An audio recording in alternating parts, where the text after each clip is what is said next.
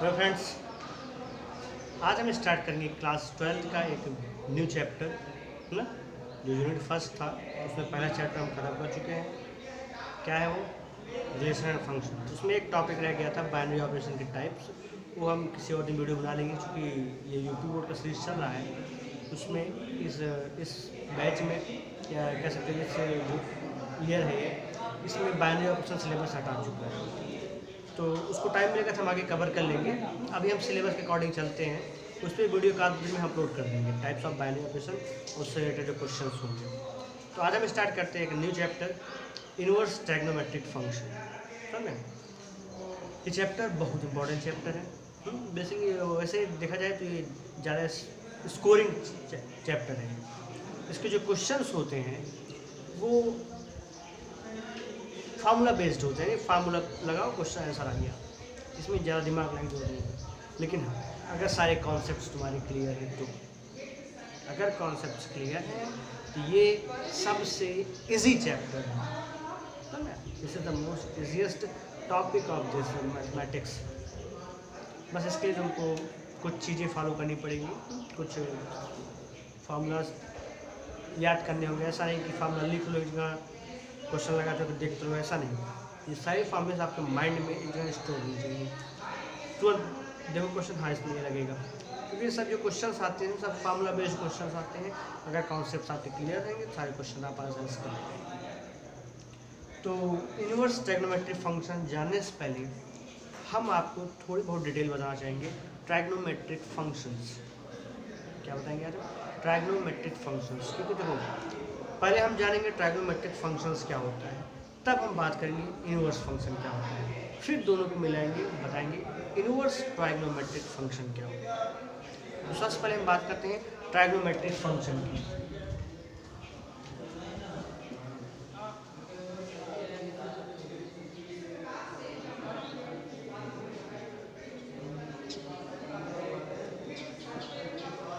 ट्रायग्नोमेट्रिक functions, ट्रायग्नोमेट्री जो पढ़ के आए हो अभी तक 11th वगैरह में, वो भी एक फंक्शन ही है। वो भी एक फंक्शन है। कैसे फंक्शन जो दिखाते हैं आपको भाई हम। जैसे हमारे पास एक हम रेशियो ले रहे हैं साइन एक्स, एक ट्रायग्नोमेट्रिक रेशियो है। साइन हमारा एक फंक्शन है। साइन हमारा एक फंक्शन है। फंक्शन क्या होता है पढ़ा चुके हैं, एक बार रिकॉल कर लेते हैं। फंक्शन के बाद छोटी चीज़ें कि फंक्शन में हम कभी भी एक इनपुट देते हैं तो उसका दो आउटपुट नहीं निकलता है। एक इनपुट केवल एक ही आउटपुट निकलेगा। समझ में आया? यानी एक ऑब्जेक्ट की केवल, यानी एक ऑब्जेक्ट की एक इमेज, जैसे दो, ऐसा नहीं कि दो ऑब्जेक्ट एक इमेज, ऐसा नहीं। एक ऑब्जेक्ट की केवल एक इमेज मिलेगी। या कह सकते हो, देखो फंक्शन याद करो, यहाँ पे जो ऑब्जेक्ट होते हैं, यहाँ पे एक ऑब्जेक्ट की एक इमेज, एक से ज़्यादा भी मिल सकती है। लेकिन ऐसा थोड़ी है कि यहाँ पे दो ऑब्जेक्ट सेम में मिल जाए, ऐसा नहीं होता था। यानी एक एलिमेंट का एक या एक से ज़्यादा इनपुट आउटपुट मिल सकता है, लेकिन कहो कि दो इनपुट करो और एक आउटपुट मिले, ऐसा नहीं फंक्शन में। समझ में? तो फंक्शन हम पढ़ा चुके हो, जाके आप वीडियो देख लीजिएगा फंक्शन रिलेशन फंक्शन चैप्टर में। बस यहाँ पे ध्यान रखना है कि फंक्शन में कि कभी भी हम दो इनपुट पे एक आउटपुट नहीं मिलता फंक्शन में। तो ये कंडीशन हमारा साइन या जो भी ट्रायग्नोमेट्रिक रेशियोज पढ़े हो वो फॉलो करती है भाई। देखो जैसे हम कहते हैं साइन में हम दो इनपुट दे रहे हैं। क्या क्या दे रहे हैं?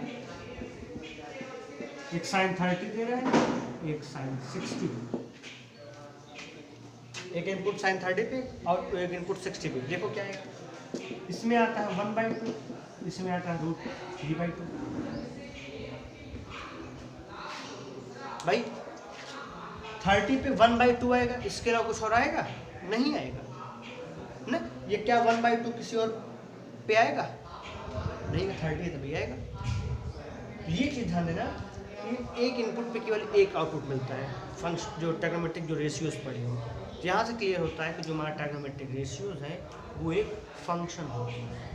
तो क्या होती हैं? फंक्शन होती है। ऐसा आप साइन का साइन कॉस भी कर सकते हो भाई।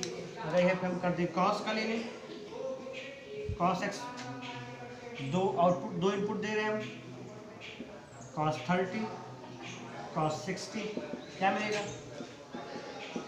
√3/2 1/2, एक इनपुट केवल एक आउटपुट। अब ऐसा है नहीं कि हम यहाँ पे cos 30 रखे √3/2 आया, कोई और रखे √3/2 ना उसको 1/2 आ जाए, ऐसा है कॉस में?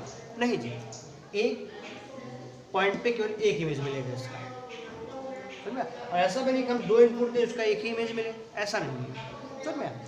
तो यहाँ से चीज़ क्लियर हो गई कि जो हमारा ट्रैग्नोमेट्री होता है वो क्या होता है? फंक्शन होता है। जो रेशियोज होती हैं क्या होती हैं? फंक्शंस होती हैं। अब हम बात कर लेते हैं जो ट्रैग्नोमेट्रिक जो रेशियोज हैं उनके डोमेन क्या होती है, रेंज क्या होती है। तो हमको हमारा जो चैप्टर होता है इनवर्स ऑफ ट्रैग्नोमेट्रिक फंक्शंस है। तो इनवर्स जानने से पहले हम पहले जानेंगे कि ट्रैग्नोमेट्रिक जो फंक्शंस होती हैं उसके डोमेन क्या होती है, रेंज क्या होती है। वैसे तुम्हारे सिलेबस में चीज़ नहीं है, ये 11th की चीज़ है, लेकिन उसको अगर आप इसको नहीं जानेंगे तो आप क्वेश्चन सॉल्व करने जो क्वेश्चन सॉल्व करेंगे आप उसमें आपको काफ़ी सारे प्रॉब्लम्स हो सकते हैं, समझ में? पहले हम जान लेते हैं, इस वीडियो में केवल यही बात करेंगे आज हम जो ट्रैग्नोमेट्रिक जो रेशियोज हैं उनकी डोमेन क्या होती है, रेंज क्या होती है और कैसे निकालती है, उनके ऊपर बात करेंगे। फिर हम अगली वीडियो से हम स्टार्ट करेंगे इनवर्स ऑफ ट्रैग्नोमेट्रिक फंक्शंस, तब वहाँ अच्छे से समझ में आएगा। और यकीन मानो चैप्टर बहुत आसान है, फार्मूला बेस्ड क्वेश्चंस आते हैं यहाँ पे, लेकिन अगर आप सारे कॉन्सेप्ट क्लियर हैं तो कर ले जाओगे इसको। तो हम स्टार्ट करते हैं।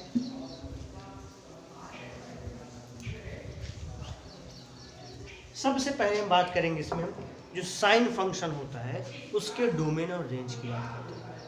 साइन फंक्शन के डोमेन और रेंज की बात करते हैं। चलिए, जो साइन फंक्शन है,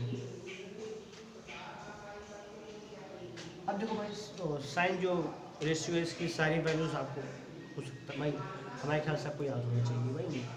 10th में पढ़ के आओ, 11th पढ़ के आओ, तो एक आध साल में याद हो जाएगा, एक ही बार पढ़ो याद हो जाता है मुझे। तो अगर आप वहाँ पे गौर किए होंगे, साइन की जो वैल्यू होती है वो -1 से +1 के बीच में होती है। साइन की जो वैल्यू होती है बच्चा वो क्या होती है? -1 से +1 के बीच में होती है।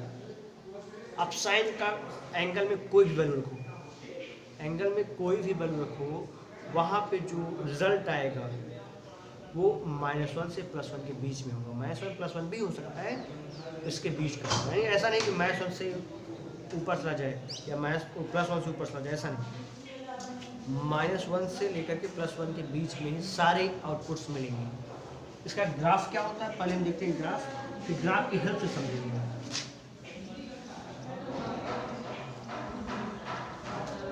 यार साइन की जो वैल्यू होती है मैक्सिमम +1 तक जाती है और मिनिमम -1 तक जाती है। ये हमारा 0, ये π/2, ये पाई, ये 3π/2, ऐसे नेगेटिव में आ जाते हैं। ये -π/2, ये -π, ये -3π/2, ये -2π, यहाँ पे भी 2π ले लेते हैं ना। अब देखो साइन 0 की अगर बात करेंगे, साइन 0 डिग्री, इसकी वैल्यू क्या आएगी? 0। साइन 0 की वैल्यू क्या होती है? 0 होती है। यहाँ से स्टार्ट होगा। फिर साइन 30 यानी साइन π/6, इसकी वैल्यू क्या होती है? 1/2। 1/2 यानी इसके बीच में आएगा कहीं पे, ये वहाँ यहाँ पे। फिर साइन 45 की बात कर लो। साइन 45 मतलब साइन π/4, 1/√2। साइन 60 की बात करो या कह दो साइन π/3, इसकी वैल्यू क्या होती है? √3/2। और साइन 90 की बात कर लो या कह सकते हो इसको साइन π/2, इसकी वैल्यू क्या होती है? 1। या देखा जाएगा वैल्यू 0, 1/2, 1/√2, √3/2, 1, इसका वैल्यू बढ़ता जा रहा है, 90 तक बढ़ा, 90 तक बढ़ा। इसकी वैल्यू मैक्सिमम कहाँ ये सोचिए 1 यहाँ पे बढ़ता है, माइनस वन यहाँ, इसकी वैल्यू जो आई वो क्या आई, 0 से 90 के बीच में बढ़ी, 0 से 90 के बीच में क्या कराएंगे, बढ़। मैक्सिमम कहाँ तक जाएगा, 1 तक जाएगा। मैक्सिमम वैल्यू पाई बाई 2 कितनी गई है, 1 गई है। अब अगर 90 से ज़्यादा जाओगी, जैसे हम 90 से ज़्यादा की बात कर ले, हम साइन 120 की बात कर ले, हम साइन 120 इसकी वैल्यू क्या होगी, देखो भाई, साइन 90 प्लस 30 कॉस 30, यानी कॉस 30 मतलब कितना होगा, √3/2 कम आ गया, नहीं यहाँ वैल्यू कम आ गई।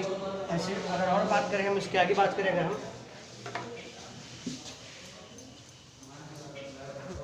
इसके बाद आगे बात करें, साइन 150 क्या आएगा, इसको लिखेंगे हम साइन 90 प्लस 60 कॉस 60 कितना आ गया, 1/2 आ गया, और कम हो गया है ना। और अगर हम बात करें 90 प्लस 45 135 साइन 135 ना। ऐसे जो अभी ऐसे हम लगाए साइन 180 निकाल लें, क्या आएगा, 0 आएगा, साइन 180 कितना आएगा, 0।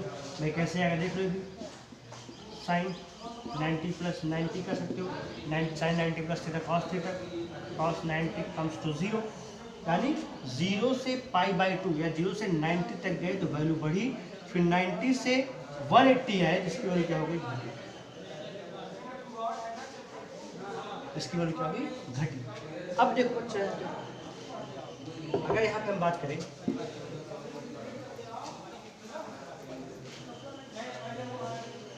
वन 180 तक गए, वैल्यू कहाँ है, 0 आ गई। अब 180 से थोड़ा और ज़्यादा जाते हैं, 180 प्लस 30 210 पे देख लेते हैं हम, 210 पे क्या लिखेंगे हम, साइन 180 प्लस 30 ना, sine 180 plus theta minus sine theta, minus sine 30 आ गया ना, माइनस साइन 30 यानी माइनस साइन 30 वैल्यू कितनी होगी, 1/2, ये नीचे जा रहा है ना। ऐसे लोगे 180 प्लस 60 लोगे, रूट वहाँ पे 180 प्लस 45 लोगे, -1/√2, 60 लोगे तो -√3/2 ना। ऐसे ग्राफ यहाँ माइनस की तरफ इंक्रीज कर रहा है यहाँ पे। और जाओगे 270 पे जाओगे तो 270 पे क्या मिलेगा, -1 मिलेगा, 270 क्या मिलेगा, -1 मिलेगा। इसकी जो वैल्यू घटते कहाँ तक आएगी, -1 तक आएगी। फिर जैसे ही 270 में और कुछ ऐड करोगे तो यहाँ पे 270 की बात कर ले, हम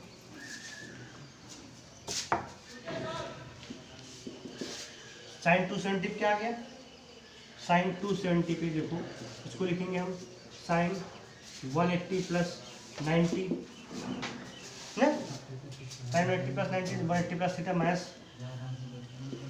साइन 90 माइनस साइन 90 की वैल्यू कितनी हो गई, 1 तक बढ़ा। अगर हम 270 से थोड़ा भी ज़्यादा जाएंगे, साइन 270 में हम 30 जा रहे हैं, कितना आ गया, 300, साइन 300 क्या लिखेंगे हम, इसको लिखेंगे हम साइन 270 प्लस 30, साइन 270 प्लस 30 क्या आएगा, माइनस कॉस 30 ना, माइनस कॉस 30 आया। अब यहाँ तो कॉस 30 वैल्यू कितनी थी, √3/2 माइनस √3/2 आ गया, यानी अब वैल्यू यहाँ पे बढ़ रही है, ऊपर क्यों जा रहा है भाई, -1 से छोटी वैल्यू आई नहीं है, तो है -1 से बड़ी वैल्यू आई। अब देखो यहाँ पे तुम्हारा ग्राफ कुछ ऐसे जाएगा, जैसे ही आप पहुँचोगे 2π पे, 2π मतलब 360 पहुँचोगे तो 360 तुमको फिर से वैल्यू क्या मिल जाएगी, 0। तो यहाँ पे अगर देखा जाए तो जो कॉस साइन की ग्राफ आ रही है वो ऐसा कुछ जा रहा है ना। फिर ऐसे आगे आप बढ़ते जाओगे, ऐसे जाता जाएगा, बढ़ता जाएगा। जैसे हम π/2 पाई 3π/2 2π 5π/2, यहाँ पे वैल्यू +1 पहुँच जाएगा।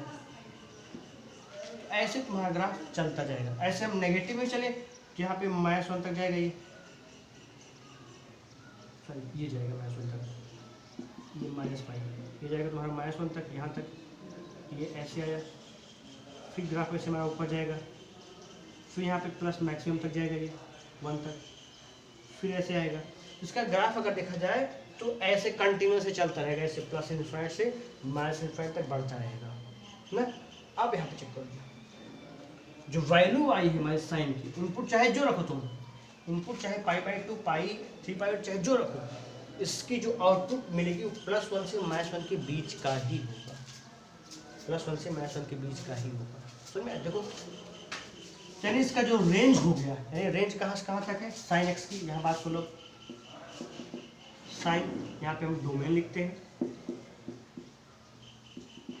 यहाँ बात कर लेते हैं इसके रेंज की। रेंज क्या है इसका?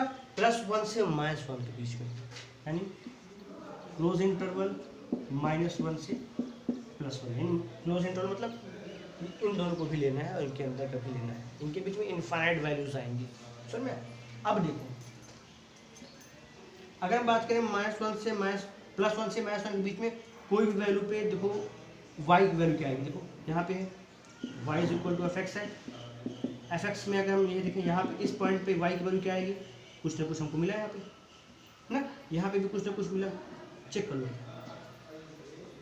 यानी -1 से +1 के बीच में जो भी पॉइंट होगा, जो भी आउटपुट मिलेगा, वो उसका इनपुट कुछ ना कुछ यहाँ पे आपको मिलेगा ही मिलेगा ना। अब देखो यहाँ देखो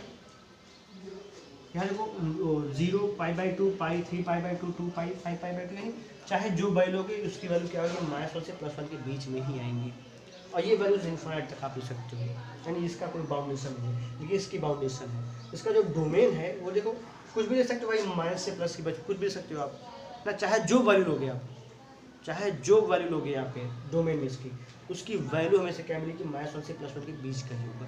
इसका डोमेन की बात करें तो साइन की डोमेन क्या होगी बच्चा, साइन की डोमेन होगी रियल नंबर, कोई भी नंबर लो, उसकी जो रेंज आएगी वो क्या आएगी, -1 से +1 के बीच का आएगा। सेम इसी वे में अगर हम बात करें कॉस की, इसी वे में अगर हम बात करें कॉस की,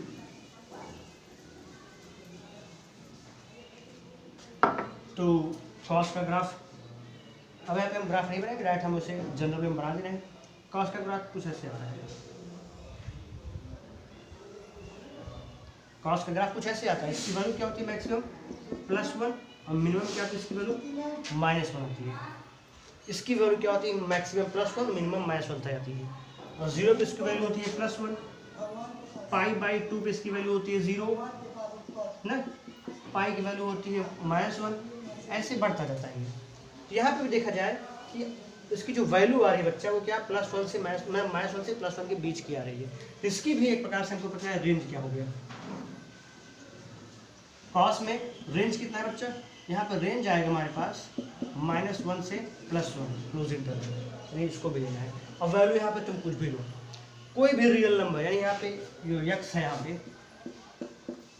x के स्थान पे तुम कोई भी वैल्यू रखो, वहाँ पे जो वैल्यू मिलेगी -1 से +1 के बीच का ही मिलेगा।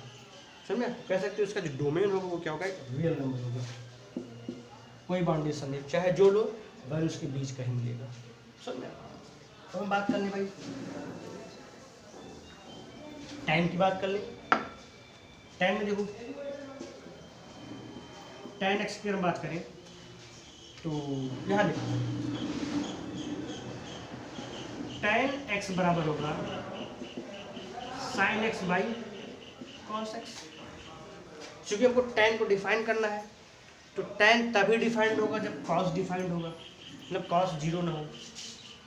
अगर यहाँ पे cos की वैल्यू 0 हो गई तो tan क्या हो जाएगा, नॉट डिफाइंड। tan क्या हो जाएगा बच्चा, नॉट डिफाइंड। तो एक बात ध्यान देना कि tan तभी डिफाइंड होगा जब यहाँ पे डिनोमिनेटर 0 हो, और डिनोमिनेटर 0 कब होगा, जब cos की वैल्यू 0 होगी। ध्यान देना, हम क्या करेंगे, उन वैल्यूज़ को नहीं लेंगे tan में जिस पे cos की वैल्यू 0 मिलेगी। अब हम देखो यहाँ पे हम जो ग्राफ बनाया था, ग्राफ पे आ जाओ फिर से, cos की वैल्यू 0 कहाँ थी, ऐसे ग्राफ गया था, cos 0 पे इसकी वैल्यू 1 थी, π/2 पे इसकी वैल्यू 0, फिर पाई पे था -1, फिर 3π/2 पे 0, फिर पाई पे 2 पाई पे था +1, 5π/2, ये 0, यानी अगर देखा है तो इसके ऑड मल्टीपल्स पे इसकी वैल्यू क्या आ रही है, 0 आ रही है।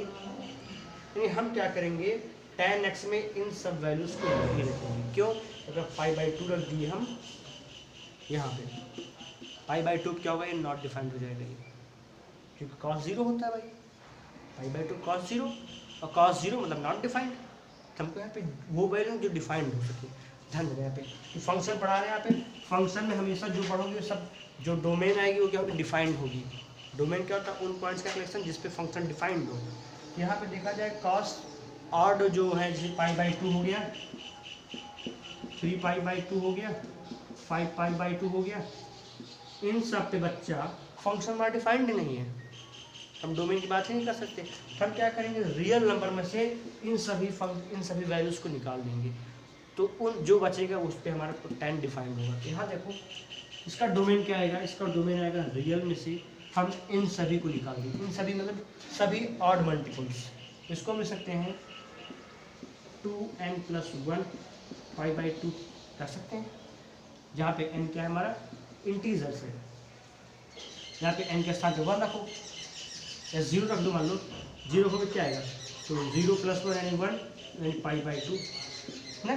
2 रखोगे तो 2 2 जा 4, या 1 रखोगे तो 2 1 जा 2 +1 3π/2, ऐसे 5π/2 मैथ होगा, मैथ में आएगा। यानी हम इसको लिख सकते हैं 2n+1 π/2 लिख सकते हैं। नहीं, ऑड मल्टीपल है तो ऑड मल्टीपल कैसे लिखते हैं, 2n+1।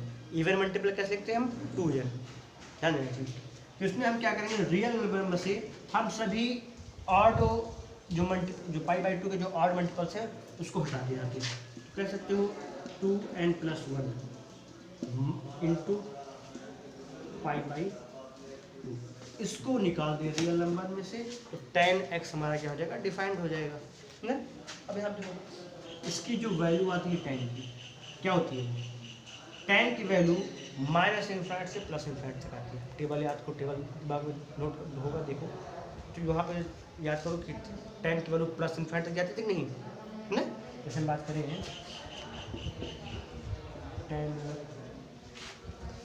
tan की जो वैल्यू आप वहाँ पे देखो ना, 0 से 90 बीच देखो तो इन्फिनिट चला जाता है tan की वैल्यू।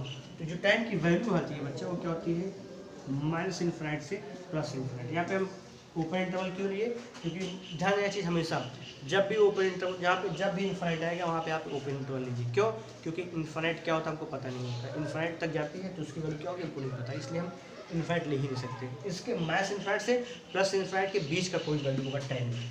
अब हम बात करें इसी प्रकार cot की, cot x क्या होता है बच्चा, यहाँ ध्यान दो,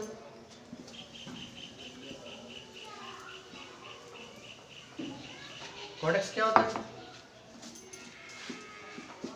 cot x को लिखेंगे हम cos x upon sin x, लिखेंगे ना भाई। अब देखो cot तभी डिफाइंड होगा जब sin 0 ना हो, cot तभी डिफाइंड होगा बच्चा जब sin 0 ना हो।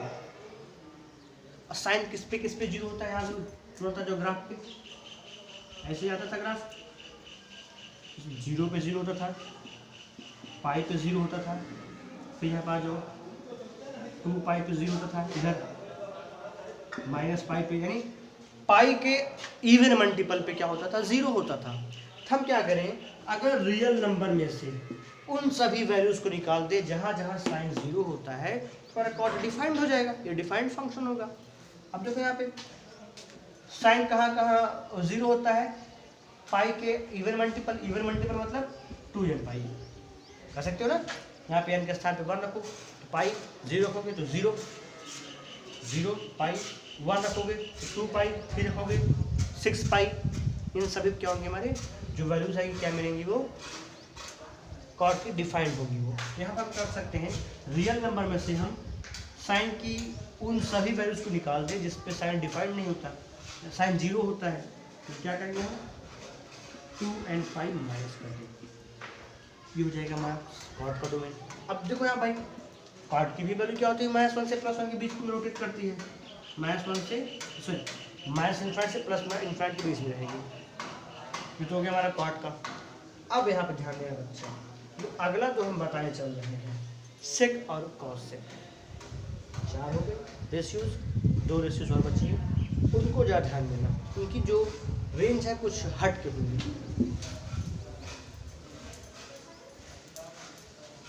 तो वीडियो स्किप मत करना, इसको देखना बहुत इंपॉर्टेंट। अगर थोड़ा भी स्किप किया तो शायद आपको समझ में ना आए, फिर आपको पीछे लौटना पड़ेगा। तो हम बात करते हैं सेक एक्स की, बात कर ले हम सेक एक्स की। ध्यान, इसका डोमेन तो सिंपल निकल आएगा, क्या होगा, सेक एक्स को लिखेंगे हम 1/cos x, और सेक तभी डिफाइंड होगा जब cos 0 ना हो, और cos 0 किस पे होता है, पाई के ऑड मल्टीपल्स पे, π/2 के ऑड मल्टीपल्स पे।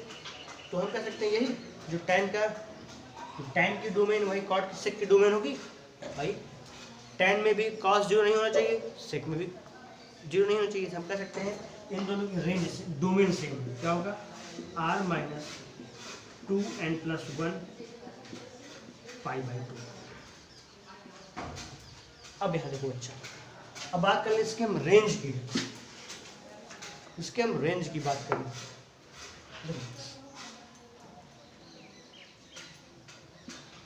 हमको पता है सेक एक्स बराबर होता है cos x। सेक एक्स क्या होता है, cos x। cos की वैल्यू क्या होती है,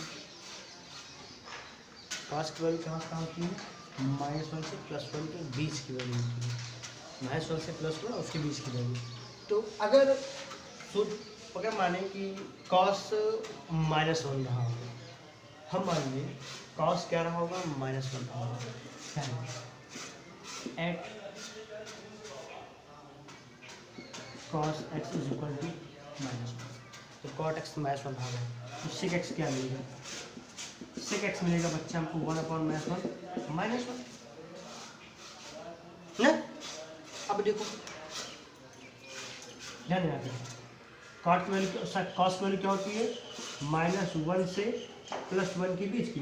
हम बात करेंगे -1 से 0, अगर हम बात करें अभी -1 से 0, हम -1 से 0 के बीच में जो, अब देखो -1 लिए क्या मिला, -1 मिला।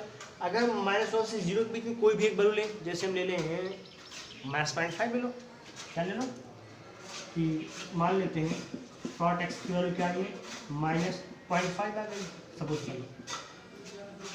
-1 से +1 के बीच में कुछ भी हो सकता है, तो -1 से -1 और +1 के बीच में क्या -0.5 आएगा। हम क्या करेंगे, इस इंटरवल को दो पार्ट में तोड़ रहे हैं। कैसे तोड़ रहे हैं, -1 से 0, 0 से +1, इसको हम दो पार्ट में तोड़ रहे हैं, ध्यान रखना, -1 से 0 और फिर तोड़ रहे हैं 0 से +1, इसको दो पार्ट में हम तोड़ रहे हैं ताकि समझने में आसानी हो, इसका रेंज क्या मिलेगा, समझ में आया।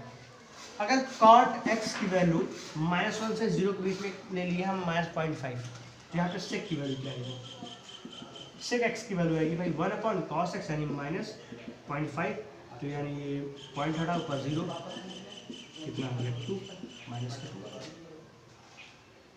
ना। फिर से देखो कोई और वैल्यू ले यहाँ पे, cot x is equal to, मान लेते हैं cot x कोई वैल्यू इसी -1 से 0 के बीच में आएगी, -0.125 ये आ गया, मान लेते हैं।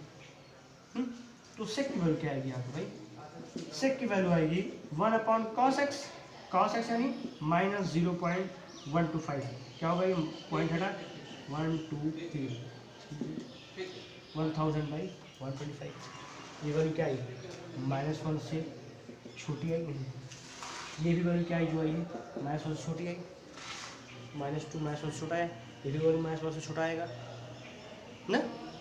अब यहाँ ध्यान देना चीज़, अब देखो एक वैल्यू हम और लेते हैं, अगर cot x ले लें हम माइनस का 0.127005 ये ले लें, यहाँ पे सेक की वैल्यू क्या आएगी, 1/-0.127005, ये क्या हो जाएगा बच्चा,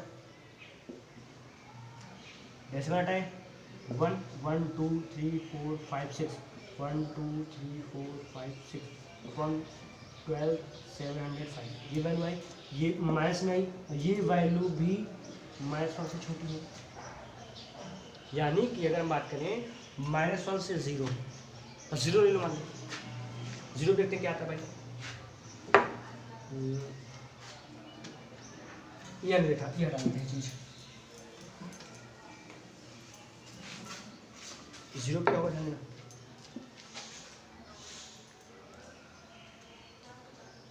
जीरो पे इसकी वैल्यू आएगी 1, कॉस जीरो इक्वल टू 1, सेक भी 1 आएगा, याद रखना ध्यान देना। अगर हम मान लें कॉस की कॉस एक्स वैल्यू अगर 0, तो यहाँ पे सेक क्या होगा, डिफाइंड ही नहीं होगा, हमने वहाँ से पहले निकाल चुका है भाई, जीरो होगा नहीं यहाँ पे, तो कह सकते हो यहाँ पे हम लगा देंगे ओपन इंटरवल, यानी हम जीरो नहीं ले सकते क्योंकि जीरो पे कॉस सेक की वैल्यू डिफाइंड नहीं होगी, हम निकाल चुके हैं यहाँ से, क्या देखो हम निकाल चुके हैं जीरो के लिए।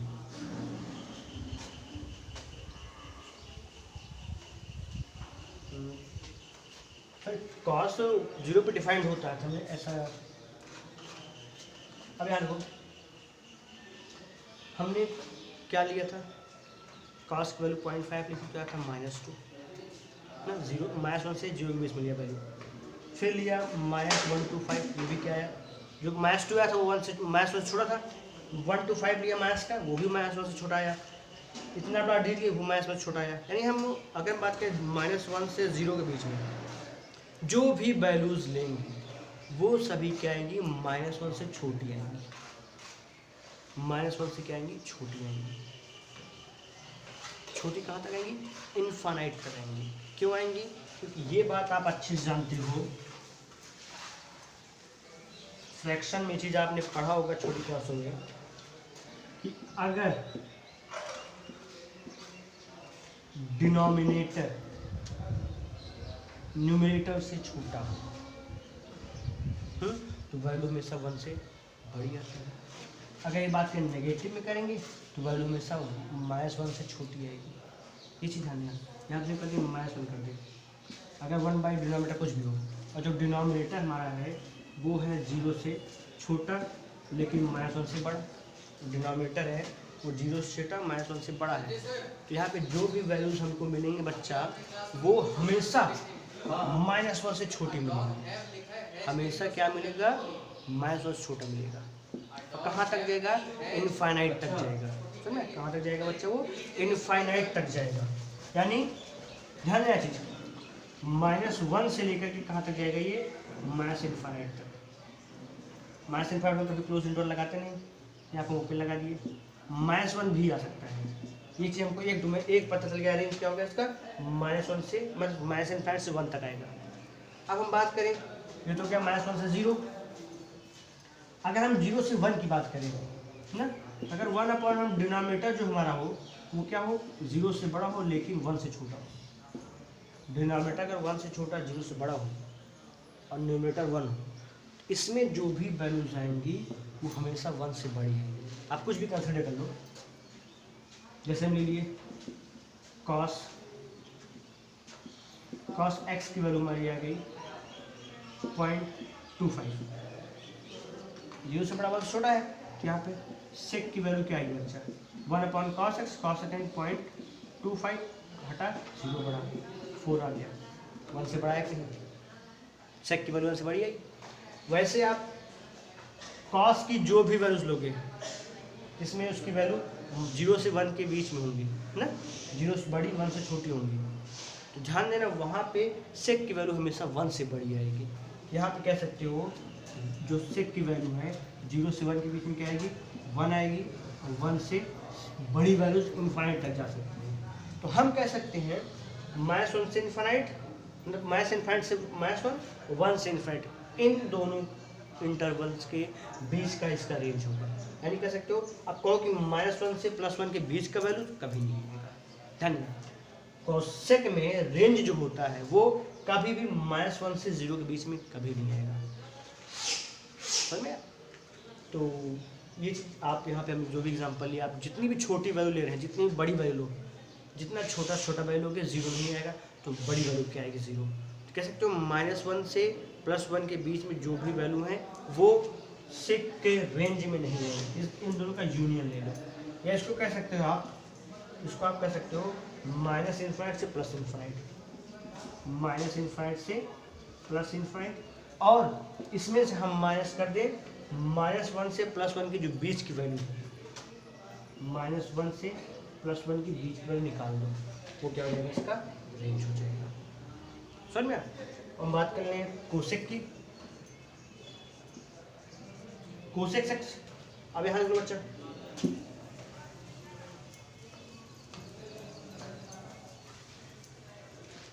कोसेक एक्स की बात करें भाई, तो कोसेक एक्स बराबर क्या होता है,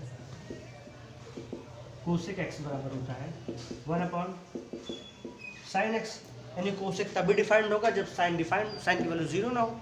साइन की वैल्यू 0 कहाँ होती है, पाई, 2 पाई, 3 पाई, सॉरी पाई, 2 पाई, 4 पाई, है ये उसके में पाई के इवन मल्टीपल्स थे, यानी कह सकते हो r माइनस n पाई, सॉरी 2n पाई, r माइनस 2n पाई, ये कह सकते हो। तो